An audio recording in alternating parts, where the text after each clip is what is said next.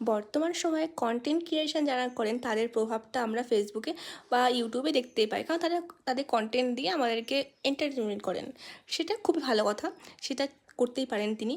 এবার আজকের কথাটা হচ্ছে আমার এখানে যে তারা অনেক সময় অনেক ব্যবসায়ী চলে আসেন, এবং যেহেতু তাদের মুখটা খুবই পরিচিত, তো তাদের ভিডিওগুলোর খুব তাড়াতাড়ি মানুষজন দেখেন। যেমন আজকে কথা বলি দুষ্টুর শাড়ির দোকানের কথা সম্বন্ধে।